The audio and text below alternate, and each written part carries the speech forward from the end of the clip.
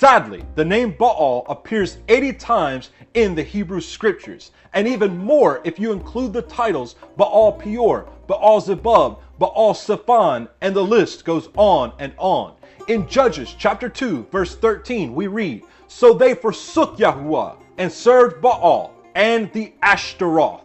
Ashtaroth appears about 20 times or more and refers literally to the female deity known as Ishtar in Babylonia and Astarte, who is identified with the planet and deity Venus. Judges chapter 3 verse 7 reads, "Thus the children of Yisrael did evil in the eyes of Yahuwah and forgot Yahuwah their Elohim and served the Baalim or the Baals and the Asherim." In the King James Version, we read that they served the Baalim or the Baals and the groves. And that is because the term Asherim or Asherah in the singular literally means a sacred tree. Asherah or Asherim appears 40 times in the Hebrew scriptures. And in every situation in the King James Version, it is translated grove or groves. The term Asherah can be looked up in the Strong's Concordance under H833. It refers again to the groves of sacred trees that were planted in memory of Ashtaroth, the Babylonian female deity who was also worshipped by the Canaanites. She represented the consort of Baal, and the Asherah refers to any image of Asherah or the sacred trees and poles that were set up near her altars. 1 Kings chapter 14 verse 23, "For they also built for themselves high places and pillars and Asherim on every high hill and under every green tree." The heathens worshipped the sacred tree and performed ritual sacrifice under every green tree. Jeremiah chapter 10 verse 2, "Thus said Yahuwah, do not learn the way of the nations, the Gentiles, the heathen, and do not be awed by the signs of the heavens. For the Gentiles are awed by them.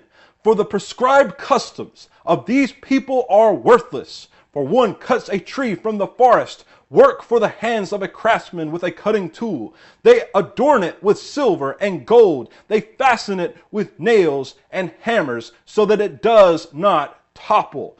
Yahuwah says, do not learn the way of the nations. Do not observe the signs of the heavens, such as the winter solstice. And do not chop down trees and use them in worship. Do not decorate them with gold and silver. Yahuwah is specific. He says, do not learn the way of the heathen. Devarim, Deuteronomy chapter 12, verse 2. "Completely destroy all the places where the nations which you are dispossessing serve their mighty ones, on the high mountains and on the hills and under every green tree. And you shall break down their altars and smash their pillars and burn their Asherim, their sacred trees, with fire. And you shall cut down the carved images of their mighty ones and shall destroy their name out of that place. Do not do so to Yahuwah your Elohim. Do not put up a sacred tree, a sacred pillar to Yahuwah your Elohim." Exodus chapter 34 verse 13. "But break down their altars and smash their pillars and cut down their Asherim, their sacred trees.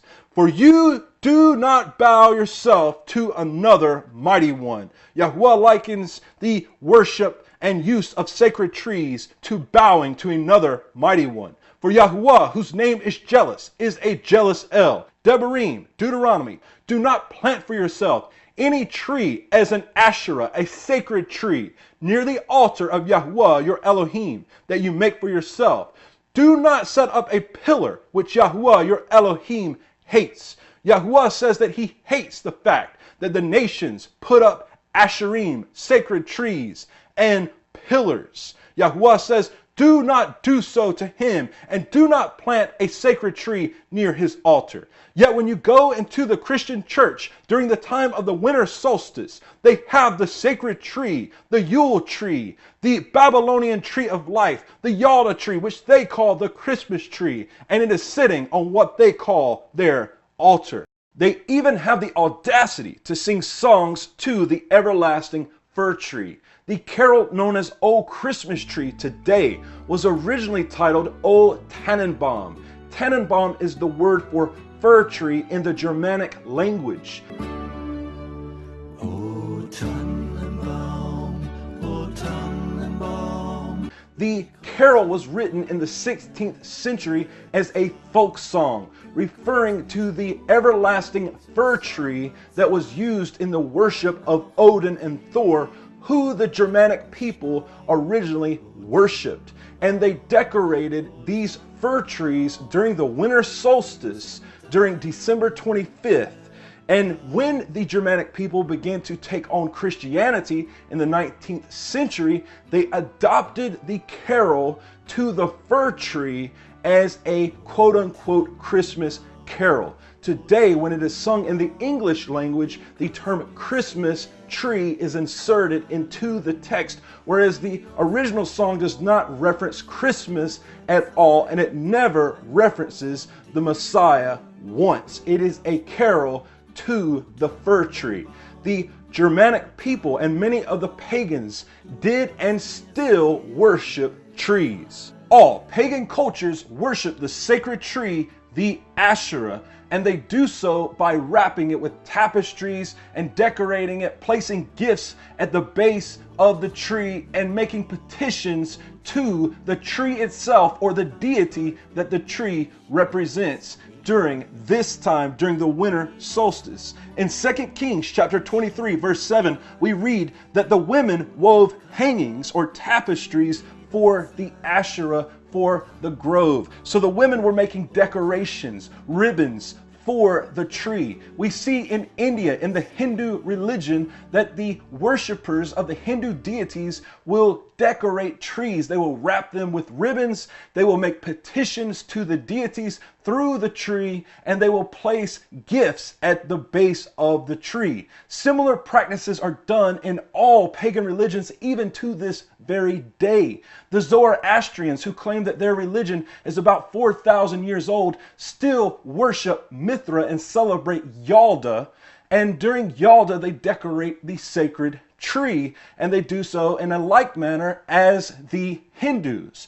Also, we see the Wiccans who practice witchcraft. The Wiccan religion is generally a revival of the ancient pagan religion of the Europeans.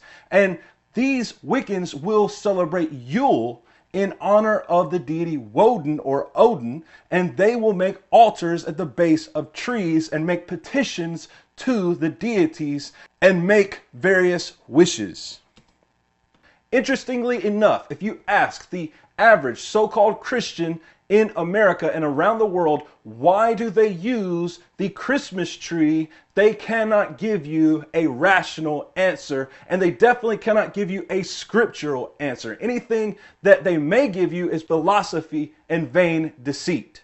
And the really sad part is, at this time, during the information age, the average Christian not only doesn't know this, but doesn't even care, while their leaders fully admit to the pagan origins of Christmas.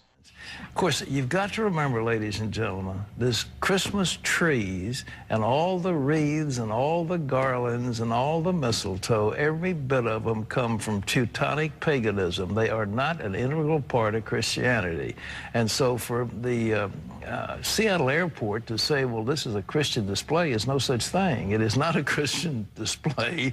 It is winter solstice. So if they put up a sign and said, we celebrate winter solstice like the Teutonic gods of Thor and Woden, they'd probably be more accurate. See, the winter solstice a couple of days later was the shortest day of the year, and the pagans had something called Saturnalia. And it was a time of lawlessness because all the laws were suspended. And people, a bunch of singers actually wandered the streets naked singing. And then they had orgies, sexual orgies. It was a mass thing. Well, when the Catholic Church came along in Italy, the Romans and others didn't want to give up their holidays. So they said, okay, we'll Christianize it. And so they said, okay, we'll say the birth of Jesus was the 25th of December. All this business about mistletoe, pagan, Christmas trees, pagan. Giving out gifts, pagan. Every bit of it is pagan. Every single bit of it is pagan. We've Christianized it all. And so that's good. And so we have time, we celebrate for Jesus. Everybody gets all misty-eyed. But the truth is, they're all pagan. Again, the Asherah is the Babylonian tree of life. It is used in magic and rituals to this very day. It is a key symbol in the use of Kabbalah.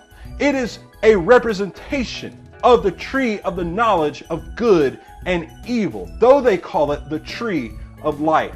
It represents the everlasting phallic of Nimrod. And every time one chops down a tree and brings it into their home or goes to the nearest convenience store and purchases a plastic tree to decorate it with gold and silver balls, they are worshiping Nimrod and they are honoring his everlasting phallic symbol. The lights on the tree represent the everlasting life of the sun deity.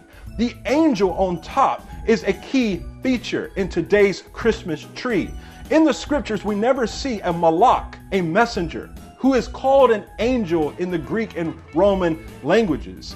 We never see one represented as a female. However, we often see female angels in the Roman Catholic Church. And those are representations of Semiramis, who is Ashtaroth, Ishtar, Astarte, and the list of her names go on and on.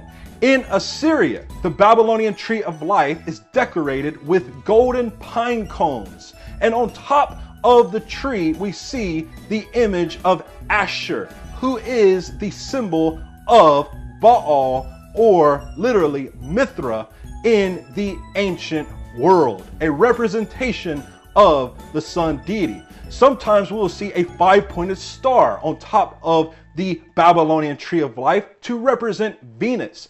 Other times we will simply see the sun itself, an image of the sun.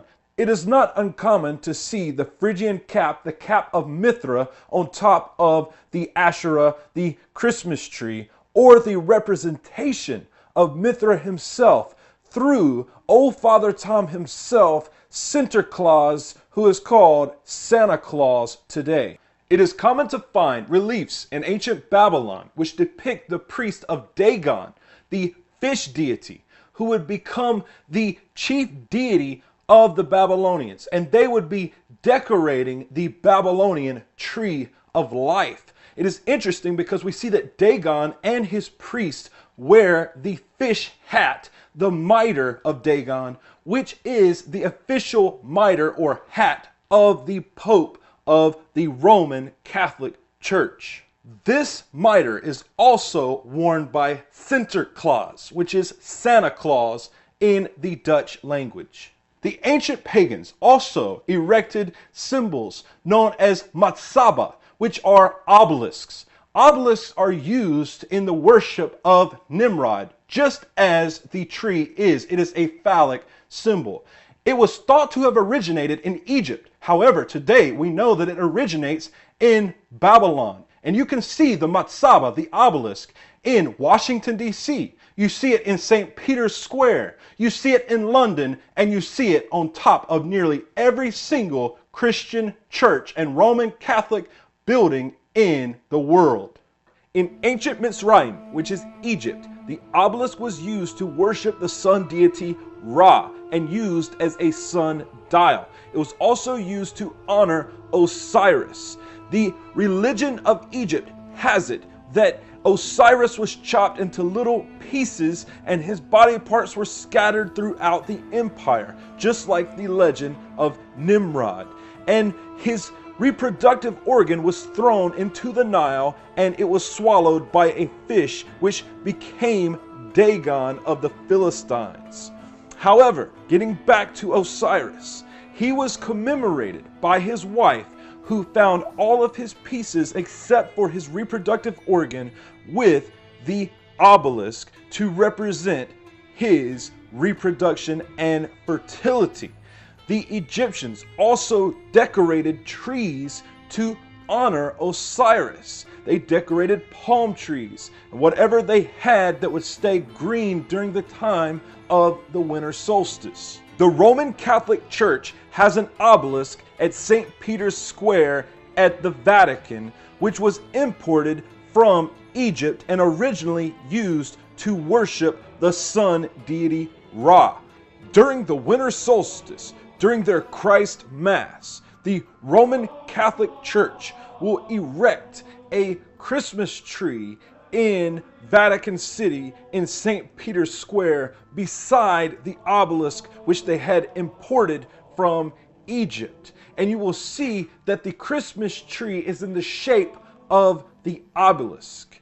And many would wonder why they would do this. Perhaps it's because they know something that you don't. The Christmas tree and the obelisk are used in the worship of the ancient demons and devils of the Roman Empire, the Egyptian Empire, the Babylonian Empire, and the list goes on and on.